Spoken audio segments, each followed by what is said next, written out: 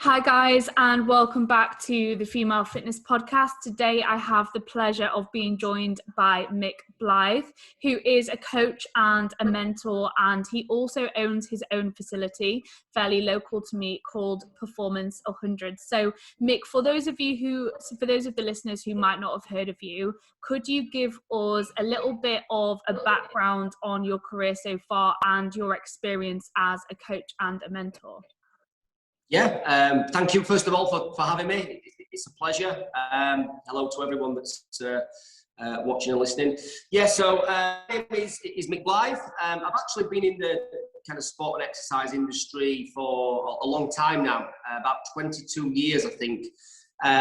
Started way back when in like 1999, 2000.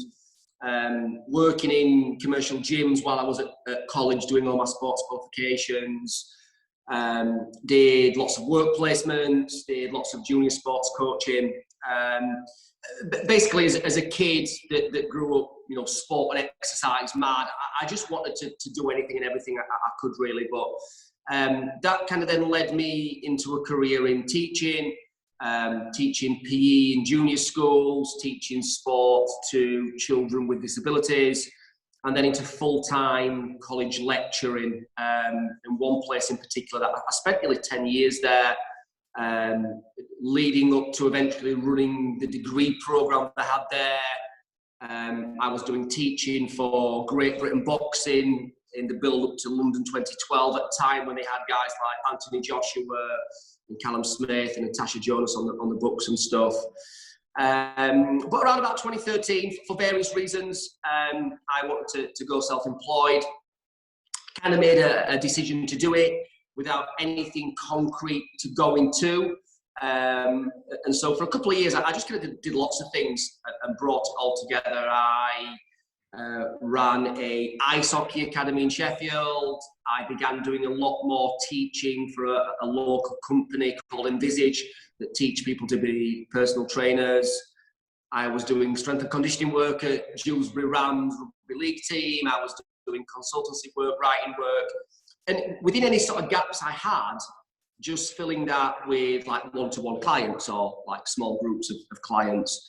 And although that kind of at the time was a bit of a time filler, a bit of a money maker, it was just something that, because I'd not done it for so long, and I think having worked in teaching for so long, liked the kind of personal relationships that gives. It just slowly became my kind of full-time job, effectively, to the point where I then needed to have one central location to do it. So I opened Performance 100 early 2016. I still do my teaching and consultancy and writing and other bits and bobs on top of that. But this is kind of where I am now. Got 2 children, so I try to avoid working weekends as much as I can.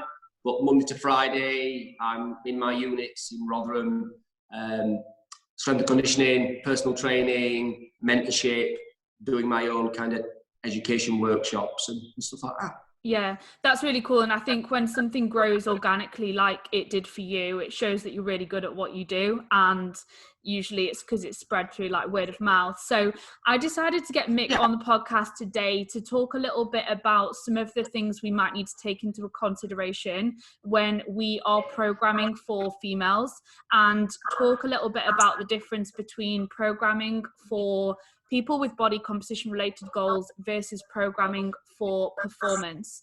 So first of all, Mick, with females, do the same basic principles apply in regards to training and nutrition as they do for males? In summary, yes, from my perspective. We share something like 98% of the same genetics with like chimpanzees and bonobos. So, the genetic differences between male and females within the same species is minutely small. And yeah, okay, there are some different things to think about that we'll discuss during this, but there's actually very, very little that I do with males that I don't do with females. How exactly we do it, might be a little bit different, but whether male or whether female, we squat, we deadlift, we lunge, we push, we pull, we sprint. You know, the nutrition principles of calories, macronutrients, hydration, etc. Maybe for the very rare example, or you know, 0.1%. I think as a whole, it's very, very similar. Yeah.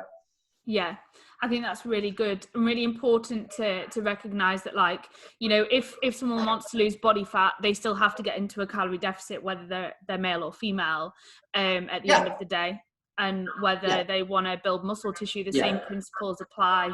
So yeah, it's really important for people to recognize that. Yeah, I mean, to be honest as well, I mean, it's, you know, when I did start, you know, in the late 90s, I genuinely believe that what I've said there and what you said is right. But, you know, 20 years ago, people did think differently, and, you know, males and females would train in very, very different ways. You know, they would eat in very, very different ways. And I think there was a lot of social pressures there. You know, males kind of had to look one way, females kind of had to look the other way, and thank God that has changed, because that's absolutely not the case. But I think the more it's changed, you know, the more people have realised that, you know, whether male or female, you can do that. You know, it doesn't make that much difference, really. Yeah, and I think more females have sort of come to terms with the fact that they can train really hard and they can weight train without what they would call like getting bulky, because it's a really hard process to put muscle tissue on. Yeah, absolutely. Yeah, I mean, honestly, you know, and I say this, you know, on an almost daily basis, the biggest difference I've seen in the industry in 20 odd years is the attitudes towards female training, and what females themselves now do and believe they can do, because it was very, very different, you know, in the late 90s. It really, really was. But, you know, thank goodness it's different now. Thank goodness. Yeah. And so what additional factors might we need to consider or take into account when we are programming females training? Because although the basic principles still apply, there might be some differences. Yeah, at least, and they are, and there are of course outliers, and if you are a female or male listening to this and these exact things don't apply to you, that's always going to be the case. But you know, I think one of the big ones, certainly with the sort of athletes that I work with, from a female perspective, is that quite often they've got things like smaller hands. You know, on average, females are smaller than males, so it makes sense that their hands are smaller. And you know, I mean, it's a very strange route into figure skating, because I'm not a figure skater. I think you can probably tell that straight away. But I do a lot of work in figure skating, and the ladies that I work with there they're incredible. They're incredible athletes. They're incredible people. Because of their sport and maybe genetics, it's why they do that sport. They've got incredibly strong and powerful legs, but they've got very small hands. And it's the smallness of the hands then that actually limits them on things like deadlifts. And they will say it all the time. I've got to stop, Mick, because my hands are killing. I can't really feel it on my legs. It's my hands. And, you know, I can try to make people's hands and grips stronger and better, but I can't make the hands bigger. I don't think any coach can do that, really, can they? Yeah. So, you know, it's stuff like that. You know, it's the application of things like that you have to just deal with. I mean, females have got breasts, you know. So, you know, when you're doing something like a bench row or a seated row, they can get in the way. And I fully believe them when they tell me it's a very painful experience when they get in the way. Females have got wider hips, which is great in some ways, because it means they've got a lot more muscle mass, hence the strength and the power in the lower body. But those wider hips then increases the angle from the hip down to the foot that needs to plant under a centre of gravity. It increases what's called the Q angle, which can then make them a little bit weaker in some movements. And stuff like sprinting and jumping slightly more dangerous. But on the flip side, as a whole, females are far more flexible and mobile than men on a whole, which is great. They can hit squat depths like that, whereas us men sometimes can't. You know, women have just got so much more rhythm and flow and musicality and all these things. So there's pros and cons to it. There's pros and cons, but the job of a coach is to work around all those things, isn't it? You know. Yeah, definitely. And you know, that goes for anyone, not just like male and female. Like you said, everyone's different in many different ways, and even amongst females themselves there can be huge like variation between individuals. Absolutely, yeah, absolutely.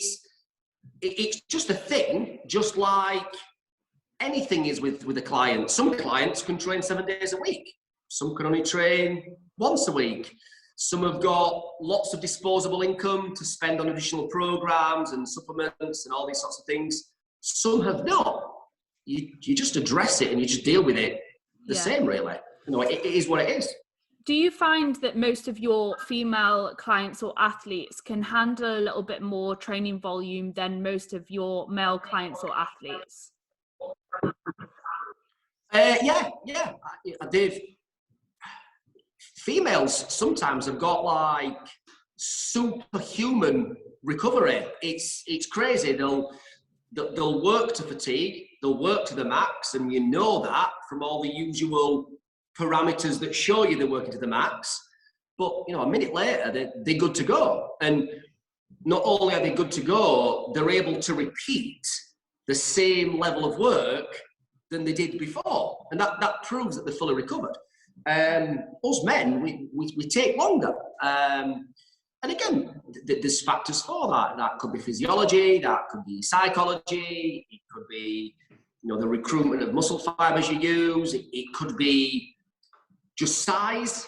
Again, on average, males are bigger, so that might mean that when they're doing their sprints, they're having to carry more load, and that increases more fatigue. Who knows? But again, yeah, it's just something that you factor in. And that might be as simple as, okay, this male, you will do 4 sets of this exercise. Female, you may do 5 rounds of it, 5 exercises of it. Yeah. And anecdotally, have you found any common psychological differences between male and female when it comes to sort of preferences or to adherence? Yeah, again, I think probably because they are a little bit better at it overall. You know, females are generally more drawn towards kind of higher volume systems and protocols. I think female clients as a whole certainly favour more socially focused sessions. I'm not saying females like to talk a lot, but they like to kind of ramp. Sorry, that's expense. But they do enjoy that more social contact, that interaction.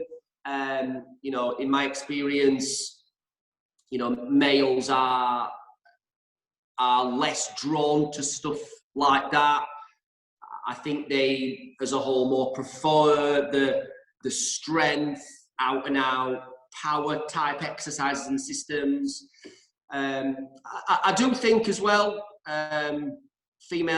males just seem to have a little bit more, just like raw aggression to the training. That's probably a male ego thing. In fact, it absolutely is. But, you know, males often will always try and go heavier and do 1 extra rep. You know, it's that whole alpha male thing, isn't it? Where females sometimes a little bit more conservative. But again, there's pros and cons for that. Just because you're going for that extra weight or extra rep doesn't mean it's a good extra rep, does it? You know, sometimes there is benefits just to having a rep or 2 in reserve. But coaching styles as well, I think probably because of that natural inclination to more social type activities. In my experience, females usually respond better to an empathetic, democratic coaching style, where males sometimes it's a bit more of an autocratic type one. But again, I think that's just a bit of a male ego thing, isn't it, that we all suffer from sometimes. Yeah, definitely. And because of the different sort of character traits of males versus females, like you said, men tend to be a little bit more potentially aggressive and powerful in the gym and tend to want to push their boundaries. Do you often have to find with females that you have to really sort of coach them to push their limits a little bit more? Yeah, it's absolutely.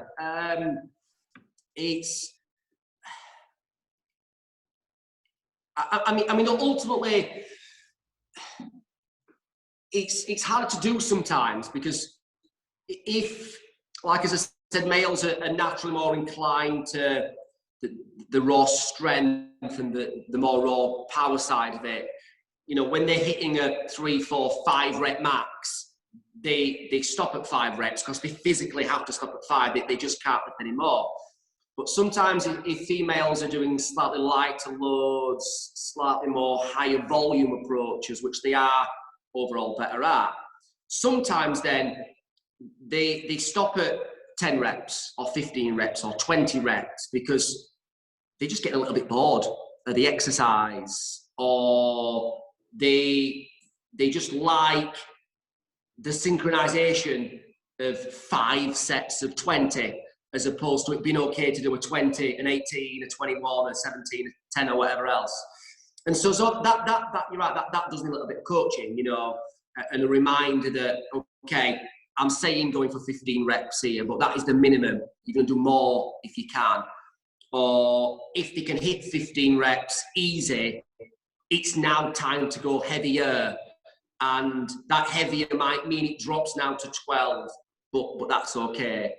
But again, I think certainly for a lot of slightly older females that I work with that have kind of come from the environment of 20 years ago where females only did higher volume training, they only did smaller weights, etc.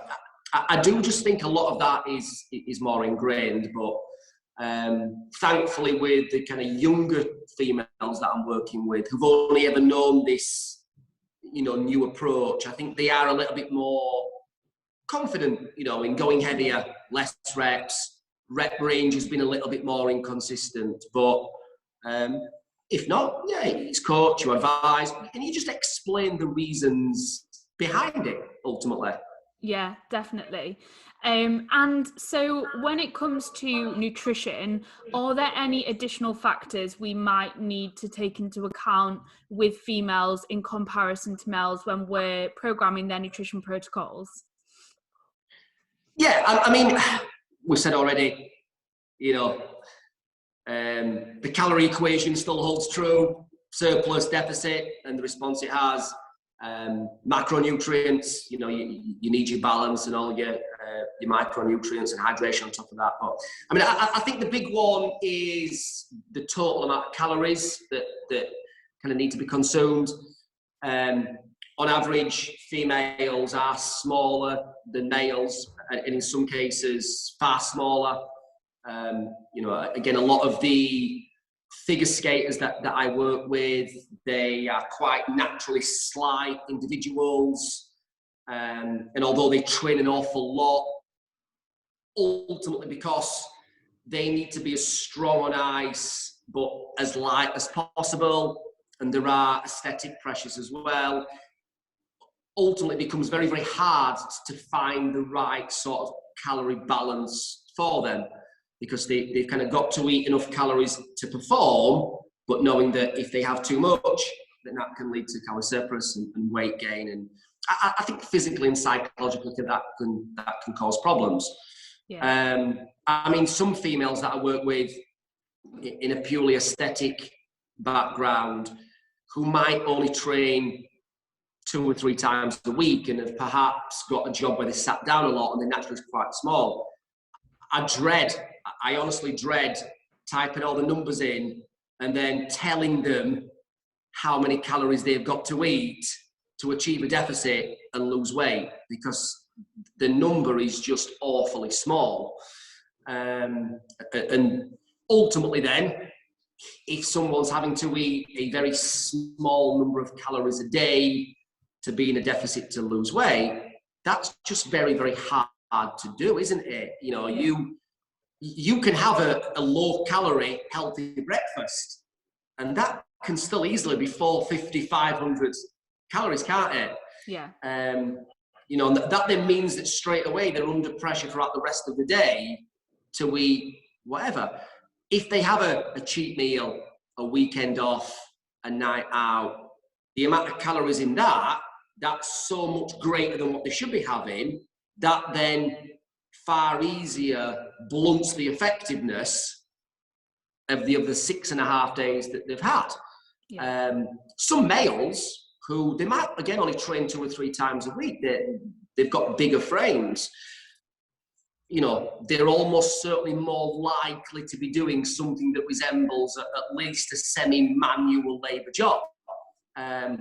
Apologies if this comes across as sexist, it's not the intention at all, but within a household, by and large, it's the man that does the manual labour-esque jobs, that maybe walks the dog ball, that maybe plays sport with the kids more. So in summary, males, despite only training 2 or 3 times a week still, they've got scope to still eat more calories. They've got more scope to eat and drink the foods that they want.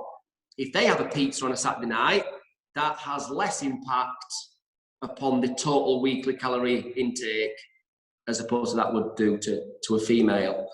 And that's, you know, listen, that is hard, isn't it? That's hard. Unfortunately, females do feel the social pressure of weight gain, I think, a little bit more than men.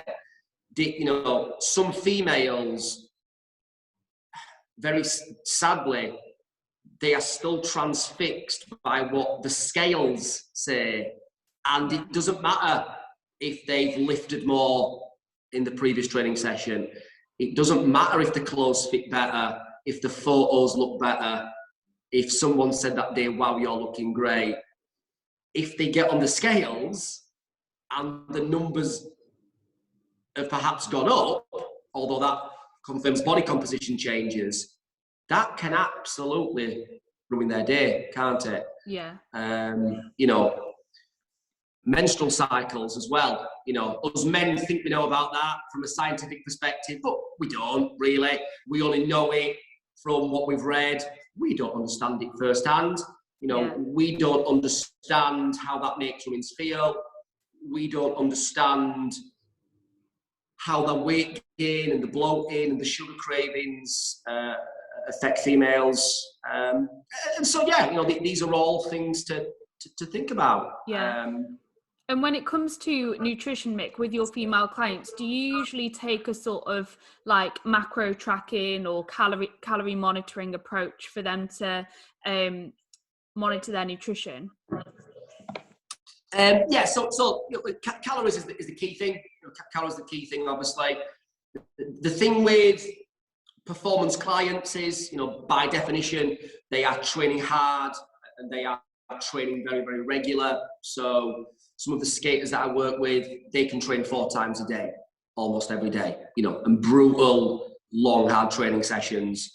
You know, I'm currently preparing females to join the RAF, the fire service, the police service, other, you know, elite branches of the military as well. So similar, training multiple times a day. So the thing with the performance client is we want aesthetic changes. You know, we want them to look great and feel great, but by definition, it is all about performance in their specific area. So the skaters that I work with, they're in incredible shape, phenomenal shape. But if they're not skating well, they're not getting better, and I'm not doing my job. So ultimately, we have to make sure that there is sufficient calories to train, but be fresh for training, learn, rest, recover.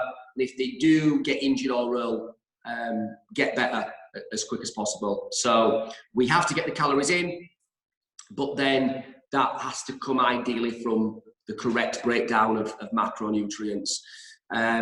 For me, an almost by and large equal split across whatever calorie requirements they're in. Carbs have got to be sufficiently high to train. Protein's got to be sufficiently high to recover. And then fat, particularly for females, has got to be sufficiently high for all the kind of health implications along that. I'm not saying 33% across all three, but there's certainly no one macronutrient that's a bystander. It's, you know, fairly high amounts of each one. Yeah. And with your performance clients who might train several times a day, for example, the figure skaters that you work with, do you ever take an approach where they maybe have like higher calories on those training days where they're training several times and then lower calories throughout the rest of the week? Yes and no. Yes and no. I mean, routinely, and the girls will tell you that I have like a group of them on a Friday. Friday, end of the week, they might have just done the 15th or 16th session. You know, they've trained really hard with me. I will tell them, look, I mean, they don't always take me up on it, but look, go to Greg's, you know, have a donut, have a sausage roll. Do you know what? Have whatever you want, because you've exhausted your body so much that you need not just energy, but you need something to help de-stress and help you sleep tonight. So in that way, yeah, on the back of very busy periods, eat more, and overall don't particularly worry about where it comes from. Get something that you enjoy. But I'm not for performance, because ultimately there is usually something happening every day. It is by and large a very consistent calorie amount across the day, because if they're not training, we want them to recover. Maybe if they're not doing an actual recovery session, they might be doing a theoretical, technical or tactical one. So again, they need to be alert and bright to respond to that. So yeah, natural days where have more, or maybe if they have gained a little bit of weight or they're feeling a little bit bloated, then we might have a lighter couple of days. But throughout the course of the week, the calorie is largely consistent-ish. Yeah. That's cool. And so going back to the menstrual cycle, when it comes to nutrition, is there anything that you would specifically implement around the menstrual cycle to sort of like cater for that? Again, yes and no. I mean, again, for the record, I'm never going to claim to be an expert on it because I've never undergone it. But what my anecdotal observations of females in the menstrual cycle is that they can still train very, very hard during the menstrual cycle. And I've got on my laptop hundreds and hundreds of female training programs. And if I were to put all their training data into graphs, it would be very, very, very, very hard to identify then where their cycle was, because overall things are linear: strength, reps, recovery, sport performance, etc., etc. But the fact that for a week or two a month, training doesn't feel as nice, it doesn't feel as enjoyable, there are just specific exercises that they just don't respond well to, that is also very obvious and apparent, as is certain cravings and the wanting more of foods. And again, whether that's the craving sugary, carbohydrate-dense foods from an energetic perspective, the body knows it wants more energy, whether it's a way of monitoring mood or improving sleep. Again, who knows? I'm not the expert. But listen, if people feel that they want to eat more, I'm going to let them eat more. They can do it. I mean, I will never tell any individual how they should and shouldn't eat. Certainly, I'm not going to tell someone what they should and shouldn't eat during a cycle that I have never actually undergone and gone through. And ultimately, with my performance clients, they do train so hard and so regular, and even during the menstrual cycle, they do stick with it and they do still do it. if that night they want to have something that physically and mentally makes them feel better, they can do it for me. Now, if, and this is very, very, very, very rarely the case, but if with my performance client, there is an issue with body weight or body fat, and it is going up, then I might advise against it. Or if very unfortunately menstrual cycle happens to be clashing with a competition, you know, again, I might advise against it. But overall, I'm going to say, look, I trust you, trust your instinct, you're experiencing something that I never experienced. You know, just be smart with it. You know, just be smart with it. And if that then means that in a few days' time we have to rein it in a bit, you know, get fully back on track, then do so. But I trust them. I trust their call, I generally think that's a really good approach. And like, even, you know, I'd never implement anything like that straight off the bat unless I knew that it was 100% necessary. So if like a client came to me and they said, look, I really struggle around the time of the month, my cravings are really bad, I get super hungry, then I might say to them, you know, at the time of the month, have a couple of 100 extra calories and you can have whatever you want from those extra calories. But unless someone makes me aware that it's a problem straight off the bat, or unless I see that it's a problem throughout the process, I won't just say to them, look, you need to do X, Y, and Z because you have a period, because not everyone might need to implement those things. Absolutely, it becomes, same as anything, it becomes a self-fulfilling prophecy. And this is not a criticism of people that feel they have to eat more during the menstrual cycle. It's just a social phenomenon. We all do it ourselves. You know, anyone that knows me will tell you that I'm an absolute technophobe.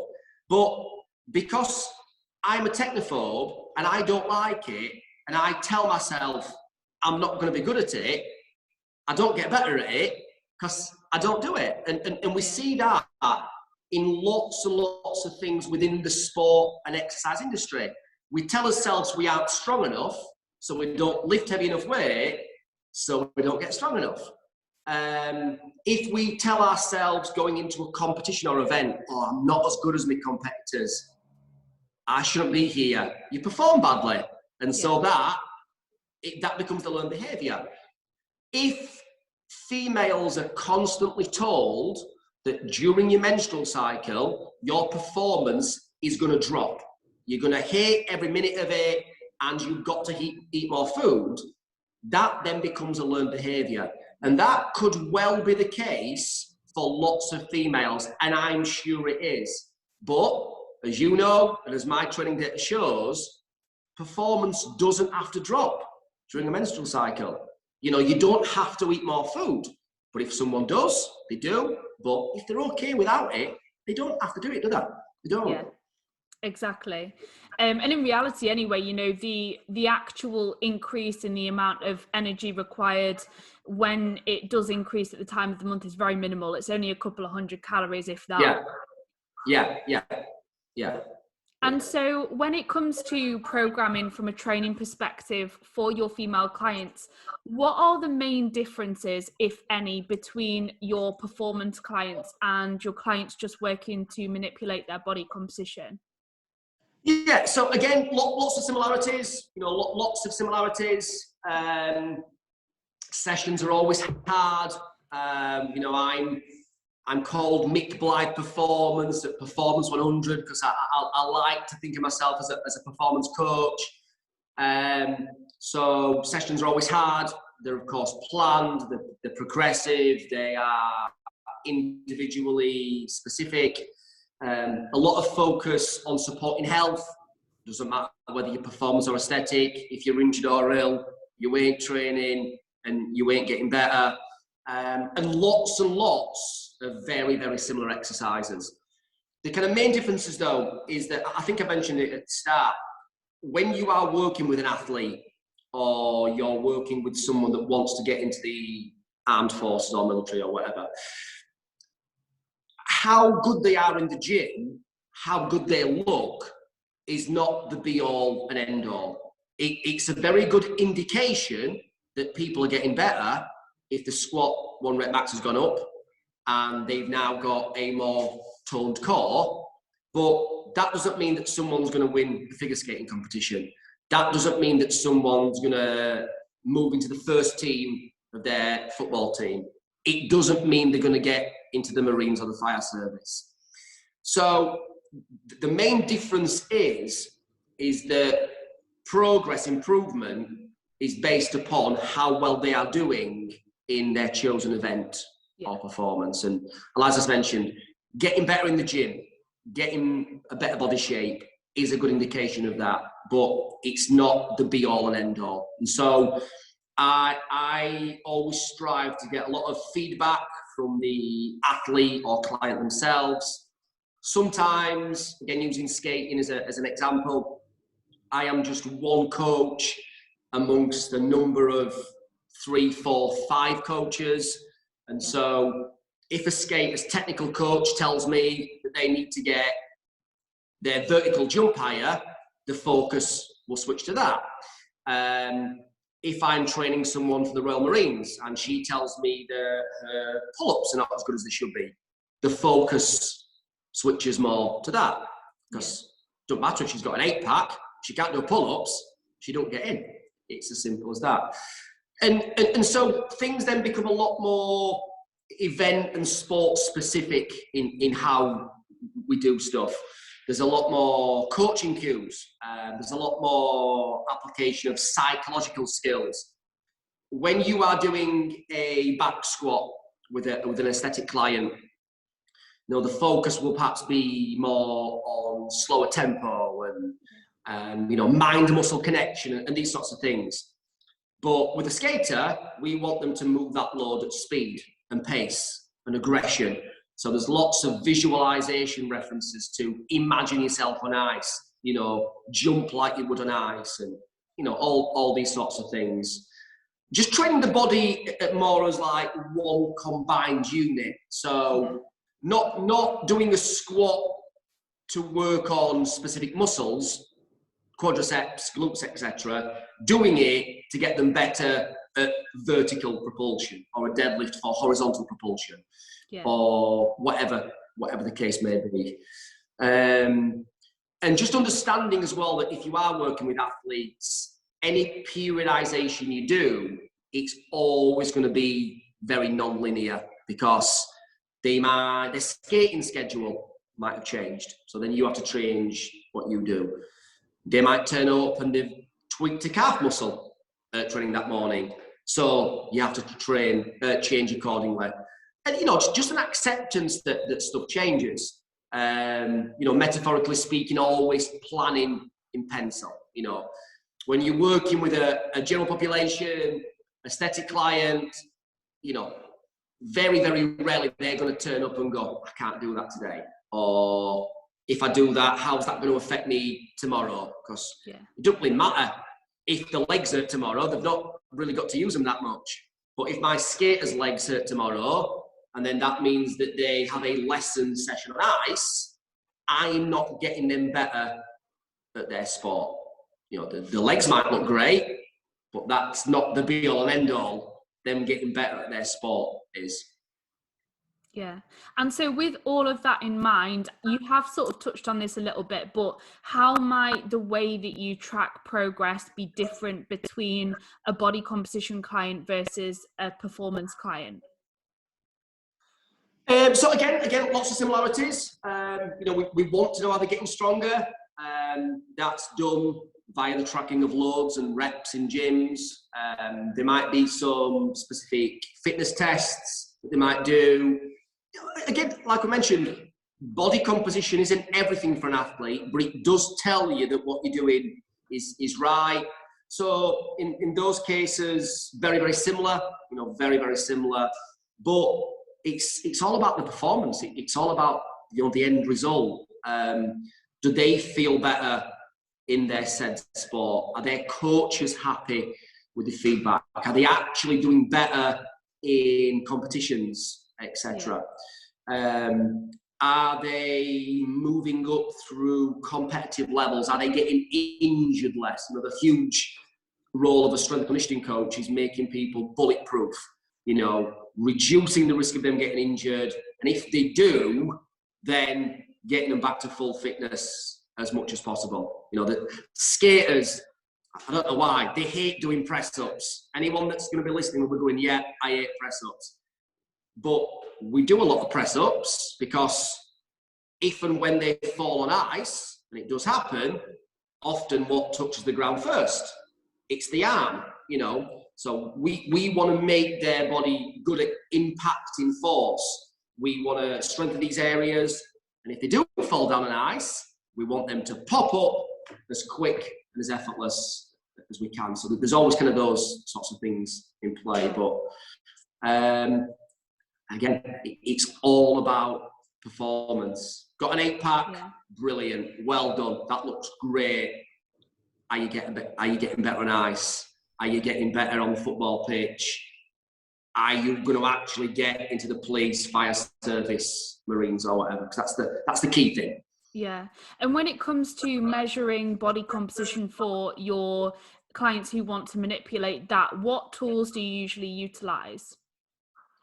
So for like aesthetic clients and stuff. Yeah. So again, you know, nothing too fancy, you know, just the norm, what most people would do. Body fat measurements in some cases. I mean, you'll know there's pros and cons of all body fat type measurements. Before after photographs, clothes fittings, measurements, their appearances, you know, how other people think.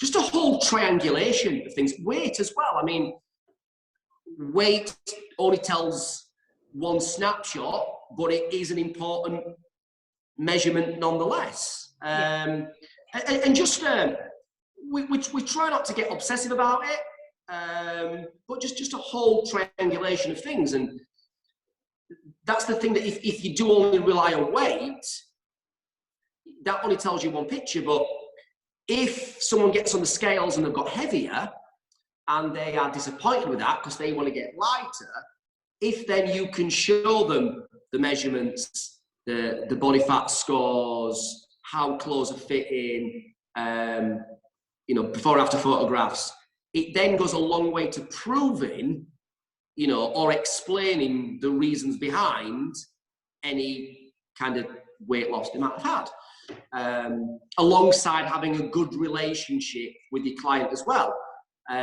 Finding out when the menstrual cycle is, you know, making notes on the programs, making sure there's transparency, or enough transparency, into people's social lives and private lives. You know, if you are going to have a weekend away, brilliant, enjoy yourself, but make sure you tell me, you know, what you've had, because I need to know that, because if you get on the scales a week later and you've gained weight, that's then an easy explanation of why.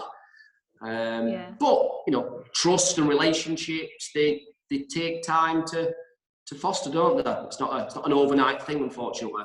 Yeah, definitely. That's all been so useful, Mick, and I'm sure a lot of people are going to benefit from this podcast. And, you know, just to summarize it, it comes down to the fact that a lot of the basic principles are the same, whether you are male or female, and a lot of the same principles apply whether you are training for performance or whether you're training to manipulate your body composition. There's just a few slight differences there which we need to take into account.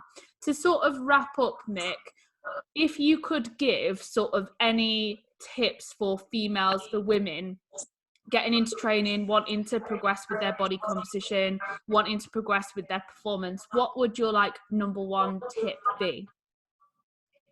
Lift heavier, get stronger, escape the very old school incorrect view that females need to lift lighter. Strength training is hard in some ways. It's a very daunting psychological experience to get underneath the back squat, and hit a 5-6 rep max. It's quite scary at times, but just getting stronger, hitting big numbers, it just feels brilliant. It releases feelings and emotions that I don't think any other form of training do. And the thing with strength training is, or like, you know, proper strength training, strength underpins every other component of fitness. Yeah. So if you get stronger, even then when you do your conditioning work, you can lift heavier weights in it. So then that makes the conditioning sessions more effective, and it's got more transference across to fitness, fat loss, muscle gain, whatever. Regardless of what sport you play, it makes you run quicker, jump higher, land more solid. It reduces the odds of you getting injured. If you do get injured, it speeds recovery. It densifies bones, tendons, ligaments. You know, you name it. You know, you absolute name it. And that's why down here, you know, with my female clients, even if they have got small hands and it becomes an issue, even if breasts do get in the way in certain exercises, even if it is during their menstrual cycle, the focus is always, can we do a couple more reps? Can we go a dumbbell heavier?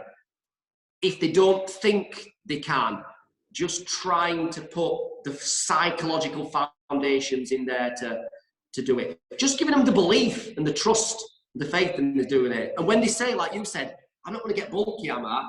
Tell them, no, if it were that easy, every man in the world would be like Mr. Olympia, because all we want to do is get bigger. Yeah. But it's not that easy, is it? It's not that easy, you know. Yeah.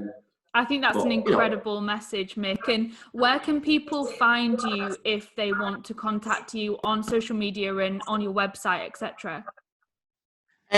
So I'm on Facebook and Instagram as Mick Blythe Performance. As I said, I'm an absolute technophobe, so that's all the social media. I can handle that. I'm not on TikTok or Snapchat or the other platforms that I don't even know about. Mick Blythe Performance on Facebook or Instagram. Yeah. And if anyone's got any additional questions, then just pop them on there and I will respond, I promise. Perfect. Thank you so much for joining us, Mick. And thank you for listening, guys. I will see you next week.